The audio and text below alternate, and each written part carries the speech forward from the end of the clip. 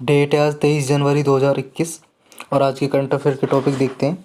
आज के टॉपिक सिर्फ 4 ही टॉपिक है हमारे पास और टॉपिक करने के बाद क्वेश्चन करेंगे।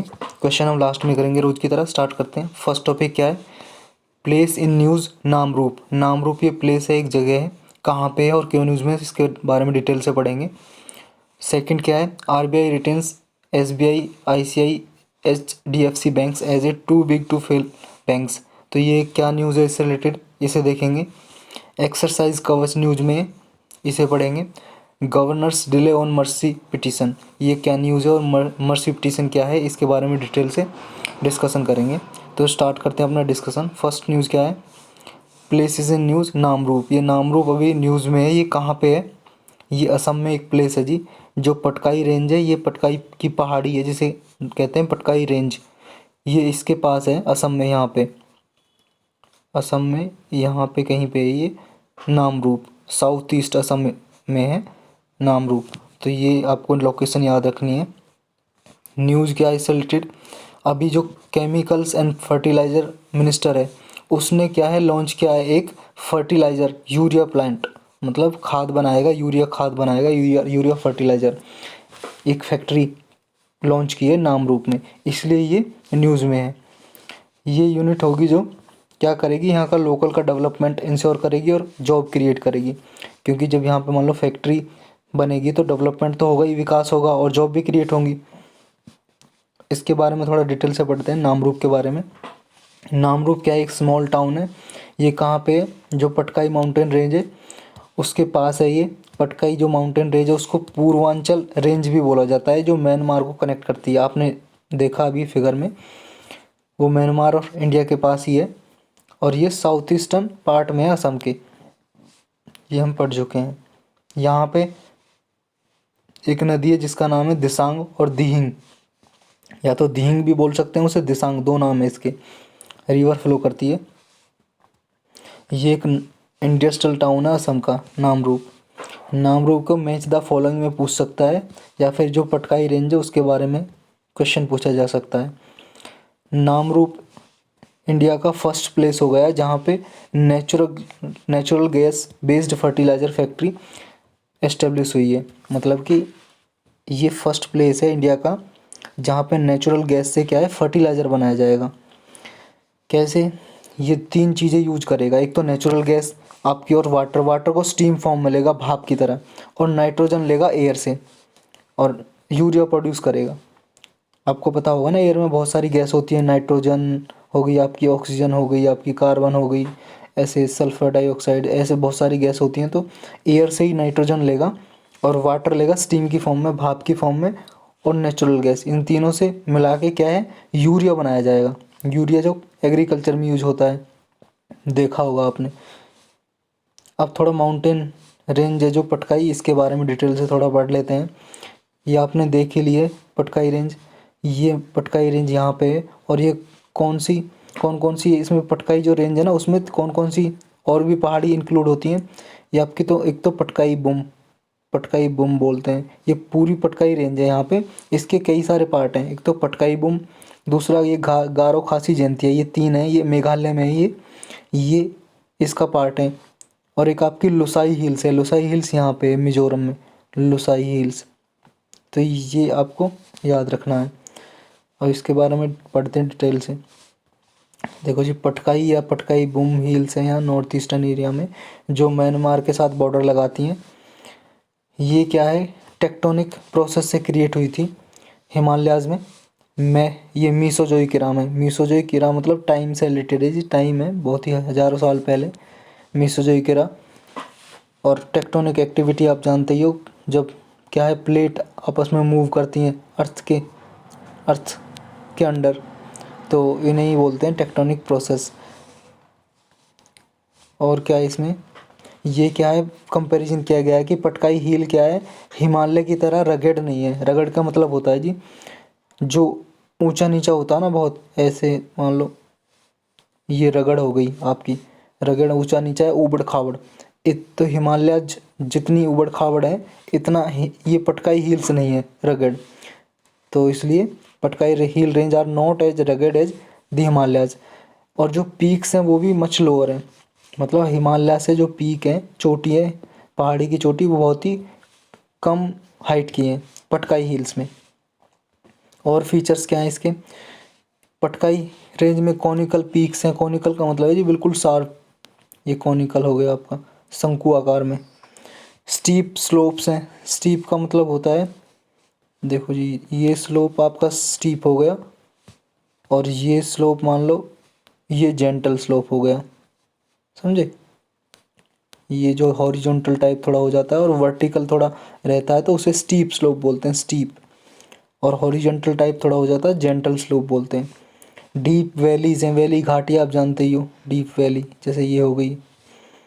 दूसरा इसमें 3 माउंटेन मैंने बता चुका हूँ, पटकाई रेंज में 3 माउंटेन है जो उनको इंक्लूड करती है ये। एक तो पटकाई बूम है, पटकाई बूम के नाम से, और गारो खासी जयंतिया, तीसरी लुसाई हिल्स, ये मैंने बता ही दिया। और इस पर क्या है, हाईएस्ट माउंट जो इसकी पॉइंट है, हाईएस्ट पीक है इस पहाड़ी पटकाई रेंज पे, मान लो ये पहाड़ी है पूरी, इस पर एक चोटी है सबसे ऊंची, उसका नाम है फोंगुई, ये फोनफुई लांग। ये फोनफुई लांग क्या है, इसे ब्लू माउंटेन भी बोला जाता है। तो इसमें यही था। चलते हैं अपनी नेक्स्ट न्यूज़ पे। नेक्स्ट क्या है, आरबीआई ने अभी एसबीआई, आईसीआई और एचडीएफसी बैंक को एज ए क्या है, डीएसआईबी की कैटेगरी में रखा है, मेंटेन रखा है। ये पहले भी थे। ये क्या कैटेगरी क्या होती है, too big to fail bank कहा जाता है इन्हें। Too big to fail bank क्यों बोला जाता है? इसलिए बोला जाता है जी क्योंकि ये इतने बड़े बैंक होते हैं कि इनके फेल होने की चांस बहुत कम होते हैं, कि दिवालिया हो जाएं या बर्बाद हो जाएं बैंक। तो इनके बहुत रेयरली चांस होते हैं, बहुत ही लेस चांस होते हैं। और ये डीएसआईबी क्या है, ये होते हैं डोमेस्टिक सिस्टेमिकली इम्पोर्टेंट बैंक, मतलब कि जो कंट्री में बहुत ही इम्पोर्टेंट बैंक होता है उन्हीं को ये कैटेगरी में रखा जाता है। तो अभी आरबीआई ने इन 3 बैंकों की जो कैटेगरी है, ये टू बिग टू फेल में और डीएसआईबी, ये दोनों एक ही बात है, इन कैटेगरी में मेंटेन रखा है। पहले भी ये थे, अभी भी मेंटेन रखा है। जो नया डेटा रिलीज़ किया है एसबीआई को, आईसीआई को और एचडीएफसी बैंक को। इसके बारे में और थोड़ा डिटेल से पढ़ते हैं। ये आपका जो है डोमेस्टिक सिस्टेमिकली इम्पोर्टेंट बैंक, ये जुलाई 22 2014 से ये फ्रेमवर्क इशू किया है आरबीआई ने। और इसमें क्या है, अभी जो फ्रेमवर्क था ये आरबीआई ने अभी रिलीज़ किया है। ये 2015 से स्टार्ट किया, रिलीज़ करना स्टार्ट किया था 2014 में। इसमें क्या करता है कि कुछ बैंकों को रखता है आरबीआई इस कैटेगरी में, जो क्या है, अगर मान लो कुछ हमारी जीडीपी है, जैसे इंडिया की जीडीपी में कुछ कंट्रीब्यूट, सर्टेन जो परसेंटेज कंट्रीब्यूट करता हो बैंक, उसी बैंक को इसमें रखा जाता है। ये इतने बिग होते हैं ये बैंक, मतलब इतने बड़े होते हैं, अगर मान लो ये फेल हो जाए ना तो पूरी इकोनॉमी को क्या है, अफेक्ट करेंगे, पूरी इकोनॉमी पे, इंडिया की इकोनॉमी पे प्रभाव डालेंगे। और इकोनॉमी पे क्या है, मतलब कि रिड्यूस हो सकती है, ग्रोथ रिड्यूस हो सकती है। तो इसलिए इन्हें इस कैटेगरी में रखा जाता है, टू बिग टू फेल की कैटेगरी में। और मान लो अगर कोई फॉरेन बैंक इस कैटेगरी में आना चाहे तो उसे बोला जाता है ग्लोबल सिस्टेमिकली इम्पोर्टेंट बैंक। मान लो इंडिया में कोई फॉरेन बैंक ब्रांच है किसी की, फॉरेन कोई विदेशी बैंक है, फॉरेन बैंक का मतलब है जी विदेशी बैंक है, और उसकी इंडिया में ब्रांच है, और उसे वो जो टैग दिया जाता है उसे डोमेस्टिक नहीं बोला जाता, उसे बोला जाता है ग्लोबली सिस्टेमिकली इम्पोर्टेंट बैंक। बस डी की जगह यहाँ जी लग जाता है, जिसका मतलब है ग्लोबल, क्योंकि वो फॉरेन बैंक है। और लेकिन उसकी कंडीशन होती है, अगर मान लो वो इस कैटेगरी में सिस्टेमिकली इम्पोर्टेंट बैंक की कैटेगरी में आना चाहता है, जो टू बिग टू फेल है, तो उसे क्या करना पड़ता है, जो उसकी रिस्क, यहाँ पे देखो, जो उसकी रिस्क वेटेड असेट है ना, रिस्क वेटेड असेट से मतलब बैंक की, ये क्या होती है, ये होती है जी, जैसे मान लो कोई बैंक है, ये बैंक है, उसे कुछ पैसा या कैपिटल बोलते हैं, पैसा अपना कैपिटल है, जो पूंजी है, असेट, असेट मतलब संपत्ति होती है, कैपिटल एक असेट ही है। तो उसे कुछ असेट क्या है, बैंक में रखनी पड़ती है अपने पास, क्यों, ताकि वो फ्यूचर में काम आ सके, फेल ना हो बैंक, फेल ना हो, समझे? तो रिस्क की तरह, रिस्क से टैकल कर सके, तो इसी को बोलते हैं, रिस्क का मतलब होता है जोखिम एक तरह से। तो इसलिए उस असेट को बोलते हैं रिस्क वेटेड असेट। तो जितनी ये रिस्क वेटेड असेट एक बैंक के पास है, फॉरेन बैंक के पास, उसका कुछ सर्टेन परसेंटेज उसे इंडिया में मेंटेन रखना पड़ता है as a additional capital surcharge. तो तब उसे क्या है, उस कैटेगरी में रखता है इंडिया सिस्टमिकली इम्पोर्टेंट बैंक। तो ये फॉरेन बैंक कैसे बन सकते हैं इस कैटेगरी में। तो इतना ही था इससे रिलेटेड। चलते हैं नेक्स्ट पे। नेक्स्ट है जी हमारा एक्सरसाइज कवच। ये एक्सरसाइज कवच क्या है, ये एक एक्सरसाइज है जी मिलिट्री की, जॉइंट मिलिट्री की एक्सरसाइज है इंडिया की।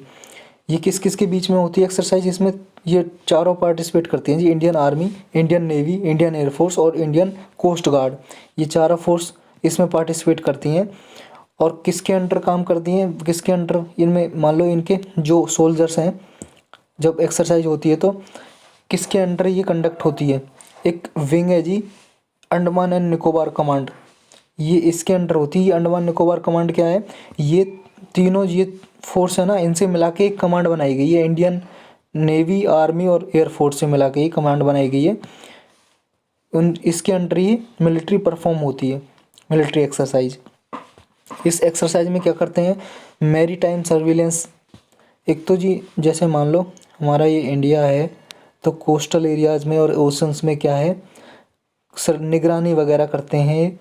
और जो क्या है लैंडिंग ऑपरेशन होते हैं उनको, एयर डिफेंस में मैरीटाइम स्ट्राइक्स और सबमरीन वगैरह, तो इनकी क्या है, ये एक तरह से सर्विलेंस करते हैं, निगरानी करते हैं एक्सरसाइज में।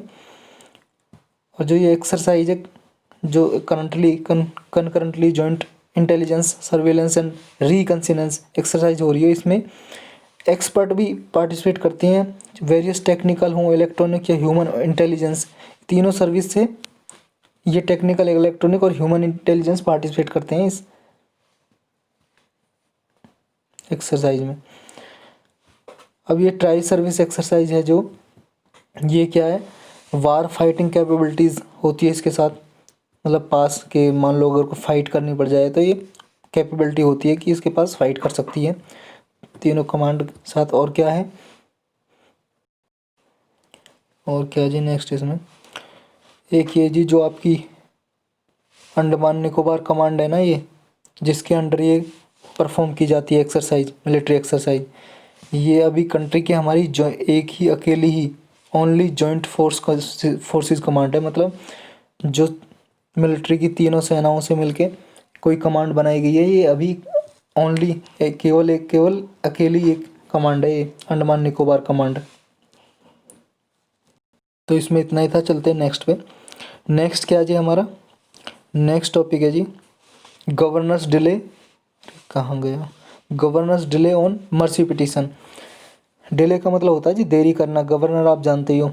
मर्सी पिटीशन है जी, मान लो किसी आदमी को, कोई पर्सन है, कोर्ट ने क्या है, अदालत ने इसे डेथ सेंटेंस दे दी। मतलब डेथ सेंटेंस का मतलब होता है सज़ा, मृत्यु की सज़ा दे दी कि अब फांसी लगेगी इसे। तो इसके पास तीन ऑप्शन होते हैं जी। इसके बाद मान लो कोर्ट ने सज़ा सुना दी डेथ की, सुप्रीम कोर्ट तक केस पहुंच गया अपील से, और सुप्रीम कोर्ट ने भी इसे सज़ा सुना दी किसकी, डेथ सेंटेंस की। या फिर मान लो हाई कोर्ट ने डिसीजन दिया है, हाई कोर्ट ने डेथ सेंटेंस की सज़ा सुना दी इसे। तो क्या इसके पास ऑप्शन है, फिर इस पर्सन के पास ऑप्शन है जी, फिर वो रिव्यू पिटीशन डाल सकता है कोर्ट में, मतलब अपने जजमेंट को रिव्यू करवा सकता है। फिर रिव्यू पिटीशन भी मान लो तब भी कोर्ट कहे कि नहीं इसे डेथ सेंटेंस ही दी जाएगी, तो फिर एक और ऑप्शन है इसके पास, फिर है जी क्यूरेटिव पिटीशन। क्यूरेटिव पिटीशन याचिका डाल सकता है ये दोबारा कोर्ट में। फिर भी अगर मान लो कोर्ट रिजेक्ट कर दे, फिर एक चांस और बचता है इसके पास, मर्सी पिटीशन। ये लास्ट चांस होता है, मर्सी पिटीशन बोलते हैं। ये क्या होता है, ये गवर्नर या प्रेसिडेंट के पास जाता है इसका लेटर, ये पिटीशन। तो गवर्नर और प्रेसिडेंट चाहे तो इसे माफ़ कर सकता है, इसकी जो डेथ सेंटेंस है उसको मान लो किसी और सेंटेंस में, सज़ा में कन्वर्ट कर दे। मान लो मृत्यु की सज़ा को कह दे कि इसे आजीवन कारावास दिया जाए, लाइफ टाइम सेंटेंस में कन्वर्ट कर दे, या किसी और कैटेगरी की जो सज़ा है उसमें कन्वर्ट कर दे। वो इन पे डिपेंड करता है गवर्नर और प्रेसिडेंट पे। और गवर्नर और प्रेसिडेंट किसकी एडवाइस पे काम करते हैं, काउंसिल ऑफ मिनिस्टर। जो काउंसिल ऑफ मिनिस्टर, जैसे गवर्नर सीएम की एडवाइस और प्रेसिडेंट प्राइम मिनिस्टर की एडवाइस पे, सलाह पे काम करते हैं, जो भी ये कहेंगे उसी पे डिसीजन देते हैं। तो अब ये न्यूज़ क्या है, न्यूज़ पढ़ते हैं जी। ये न्यूज़ ये है जी, सॉलिसिटर जनरल ने अभी सुप्रीम कोर्ट को कहा है कि जो तमिलनाडु के गवर्नर हैं वो क्या है डिसीजन लेंगे अगले 3 या 4 दिन में। जो मर्सी पिटीशन डाली थी, जो राजीव गांधी हत्या केस में एक आदमी इन्वॉल्व था ना, जिसने राजीव गांधी जो प्राइम मिनिस्टर है हमारे 1991 में, उनकी हत्या कर दी गई थी। जो पर्सन था इन्वॉल्व, तो उसने मर्सी पिटीशन डाली थी तमिलनाडु के गवर्नर को। तो सॉलिसिटर जनरल ने वही कहा है कि तमिलनाडु के जो गवर्नर है वो अगले 3-4 दिन में डिसीजन लेंगे इस पर्सन की मर्सी पिटीशन पे। तो इसलिए ये न्यूज़ में है। तो अब ये सारा केस हम बैकग्राउंड से जानेंगे पूरा। ये मर्सी पिटीशन का जो कंसेप्ट है ये सिर्फ इंडिया में नहीं है, यूएसए, यूके और कनाडा वगैरह में यह भी है ये। इसमें होता क्या है मैं बता चुका हूँ ऑलरेडी। प्रेसिडेंट और गवर्नर के पास पावर होती है। प्रेसिडेंट के पास अंडर आर्टिकल 72 और गवर्नर के पास हमारे कॉन्स्टिट्यूशन में आर्टिकल 161 के अंडर गवर्नर पार्डन कर सकता है। पार्डन का मतलब होता है जी माफ़ कर देना। पार्डन का मतलब है माफ़ कर देना। तो बैकग्राउंड समझते हैं इसमें। पार्डन जो रिक्वेस्ट है वो क्या है, ये 2015 में ना कन्विक्ट ने डाली थी और जो गवर्नर के पास, लेकिन गवर्नर ने उसने कंसीडर नहीं किया था। तो सुप्रीम कोर्ट ने कहा था कि गवर्नर क्या है डिसाइड कर सकता है, पार्डनिंग पावर पे गवर्नर के पास पावर है। 2018 में सुप्रीम कोर्ट ने जजमेंट दिया था। पहले 2015 में क्या है गवर्नर के पास पिटीशन डाली जो कन्विक्ट था। कन्विक्ट का मतलब है जी अपराधी। ये कन्विक्ट अपराधी था जिसने हत्या की थी राजीव गांधी जी की। तो उसने पिटीशन डाली थी मर्सी पिटीशन गवर्नर के पास। तो गवर्नर ने कोई डिसीजन लिया नहीं उस पर। तो सुप्रीम कोर्ट ने कहा कि गवर्नर डिसीजन ले सकता है, उसके पास पार्डनिंग पावर है। अंडर आर्टिकल 161 उसे क्या है पावर देता है गवर्नर को, वो कैबिनेट की एडवाइस पे, जो कैबिनेट मिनिस्टर है ना जी, जो स्टेट में council of minister headed by CM, उन्हें ये अगर एडवाइस करें तो क्या है वो डिसीजन ले सकता है। लेकिन क्या है कि जो कैबिनेट है तमिलनाडु का, उसने क्या है काउंसिल ऑफ मिनिस्टर ने एडवाइस दी, गवर्नर के पास भेजी उसकी पिटीशन, लेकिन गवर्नर ने कोई डिसीजन नहीं लिया उस पर। वो अब तक पेंडिंग में पड़ी है मर्सी पिटीशन उस अपराधी की, कन्विक्ट की। अब सेंटर का क्या स्टैंड है, सेंट्रल गवर्नमेंट बोल रही थी कि जो पार्डनिंग पावर है इस केस में वो सिर्फ प्रेसिडेंट ही ले सकता है, गवर्नर नहीं ले सकता। क्यों? क्योंकि इसकी इन्वेस्टिगेशन सेंट्रल एजेंसी ने की थी। जो ये केस था जिसने राजीव गांधी की हत्या की थी, जिस पर्सन ने जो कन्विक्ट था, उसकी जो जांच की थी पूरी एजेंसी सेंट्रल एजेंसी ने की थी, केंद्र की एजेंसी ने, स्टेट की एजेंसियों ने नहीं की थी। तो इसलिए प्रेसिडेंट ले सकता है, सेंटर का ये कहना था।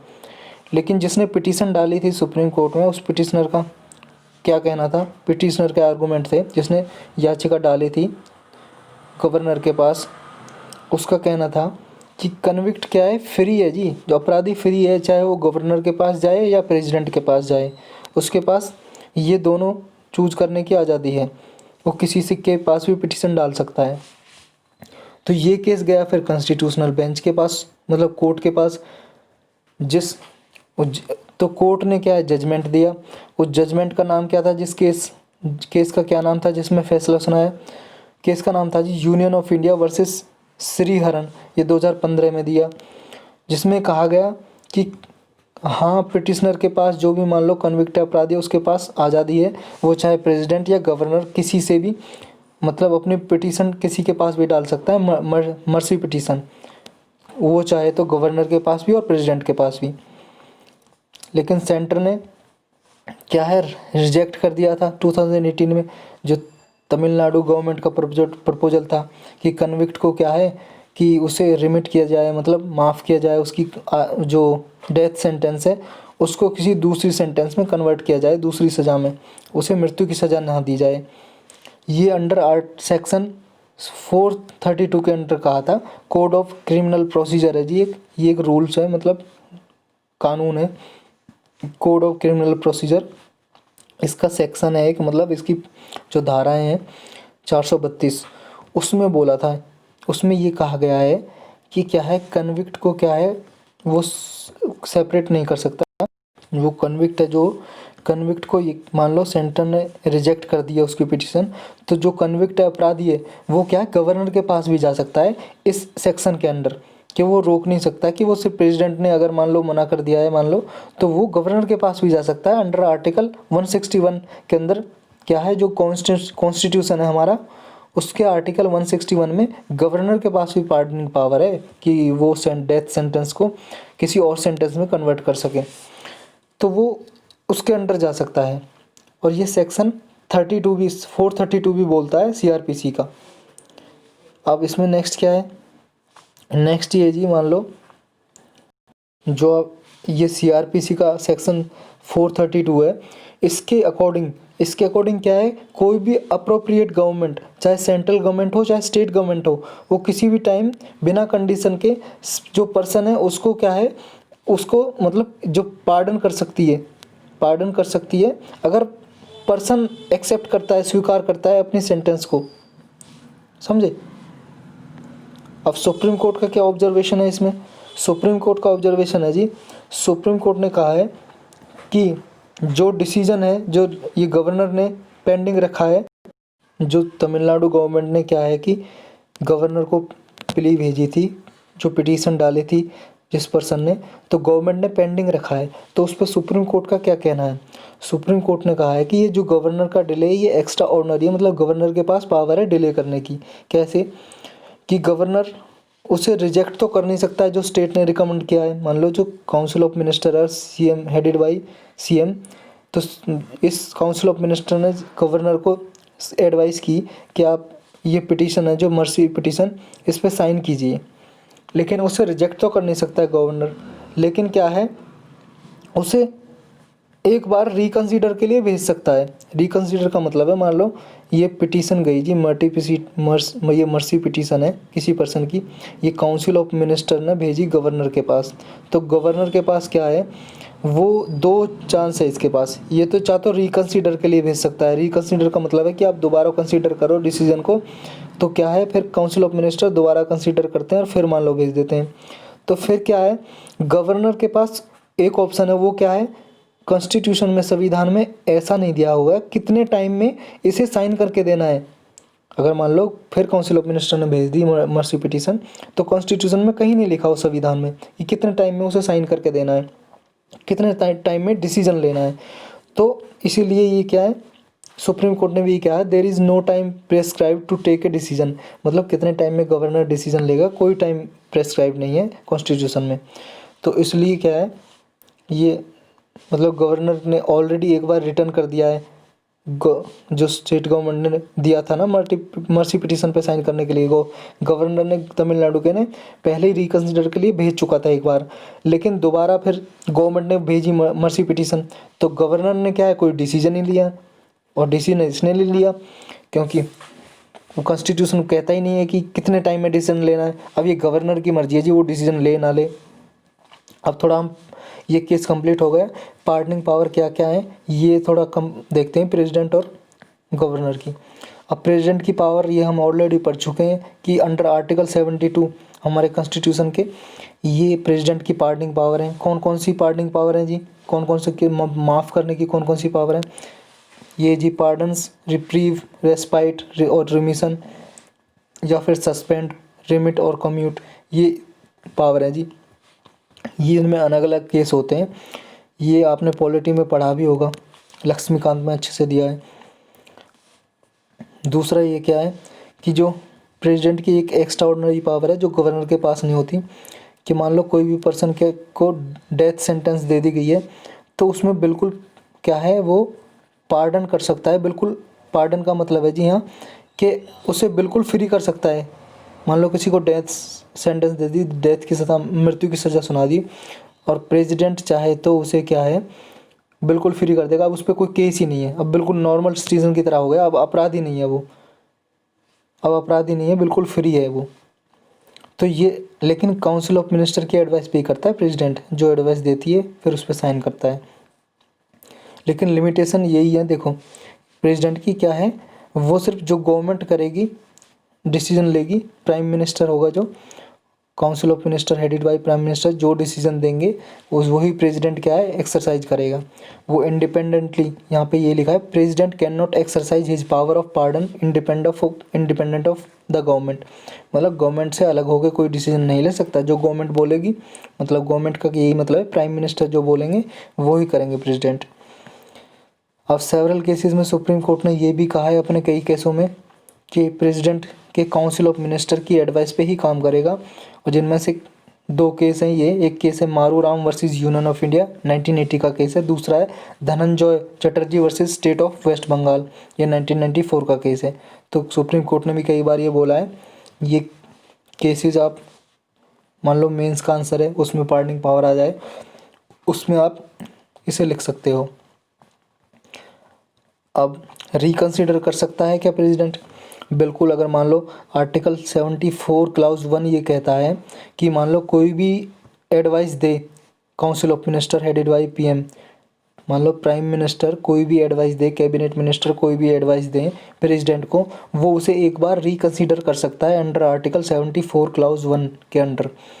के रिकंसिडर का मतलब है मान लो एक बार मान लो प्राइम मिनिस्टर ने प्रेसिडेंट को एडवाइस दी और कहा कि इस पे साइन कीजिए, तो प्रेसिडेंट के पास ये पावर है, उसे दोबारा भेज सकता है रिकंसीडर करने के लिए कि आप दोबारा कंसीडर करिए। अगर मान लो दोबारा भी कंसीडर के लिए भेज दी इसने कि साइन कीजिए, फिर प्रेसिडेंट के पास कोई ऑप्शन नहीं बचता, फिर उसे साइन करने ही पड़ते हैं। समझे? अब गवर्नर की पार्डनिंग पावर क्या है? गवर्नर की जो पार्डनिंग पावर है ये जी अंडर आर्टिकल 161 के अंदर दी गई है।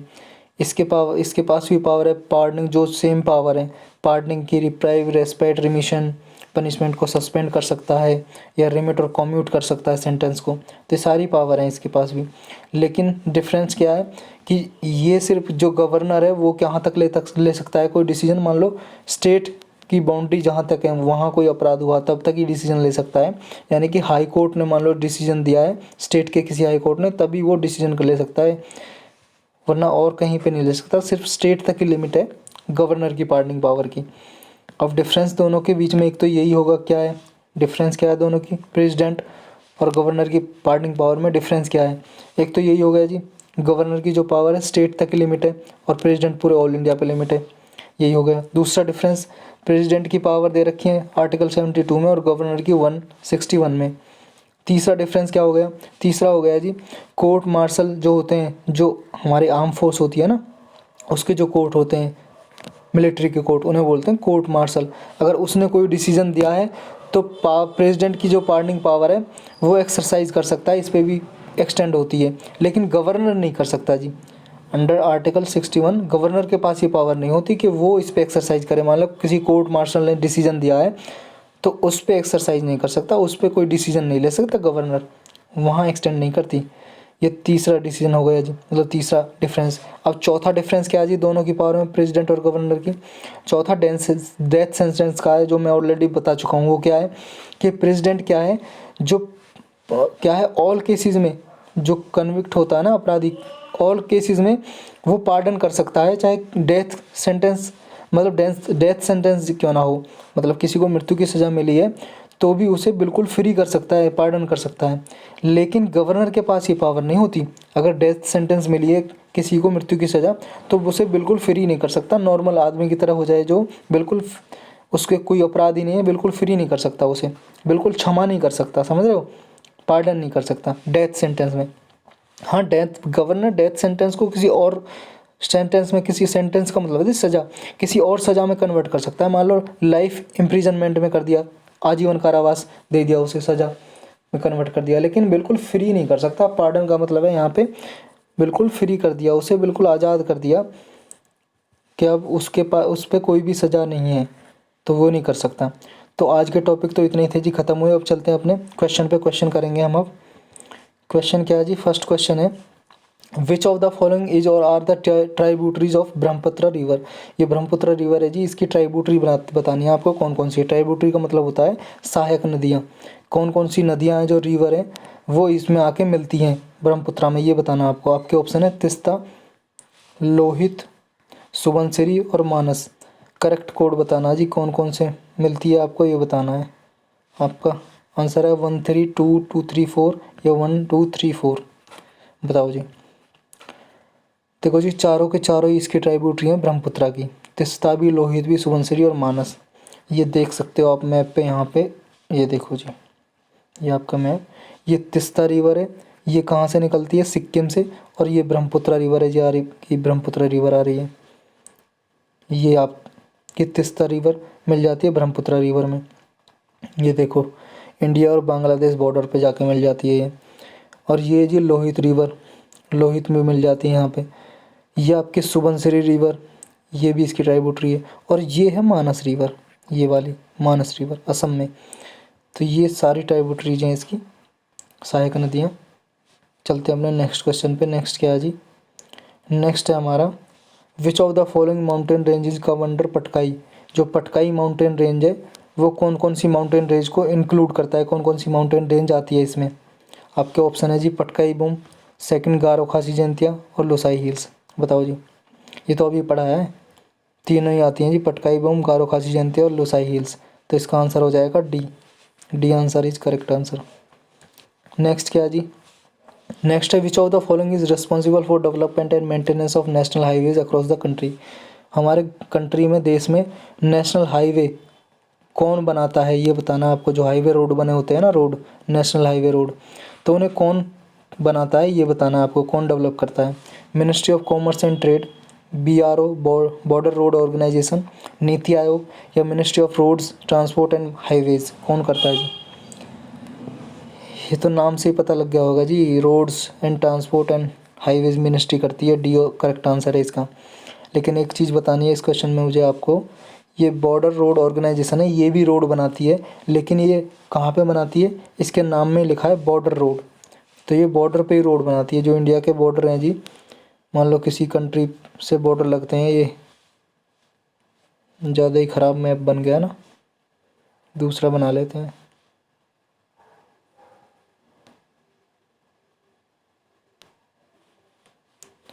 ये मान लो जी इंडिया है, तो ये बॉर्डर है ना जो दूसरी कंट्रीज से लगते हैं, ये बॉर्डर एरिया पे क्या है, ये BRO रोड बनाती है, ना कि ministry of road transport and highway. तो ये बात आपको याद रखनी है, बॉर्डर रोड ऑर्गेनाइजेशन बनाती है बॉर्डर पे रोड। और ये बॉर्डर रोड ऑर्गेनाइजेशन किसके अंडर काम करती है, ये मिनिस्ट्री ऑफ डिफेंस, जो हमारा रक्षा मंत्रालय है, उसके अंडर ये काम करती है। चलते हैं अपने नेक्स्ट पे। नेक्स्ट क्या जी, एक्सरसाइज कवच is a joint military exercise between which of the following. ये बताना जी, जो एक्सरसाइज कवच एक्सरसाइज होती है, मिलिट्री एक्सरसाइज, कौन कौन सी जो मिलिट्री है, किस किस के बीच में एक्सरसाइज होती है, ये बताना है।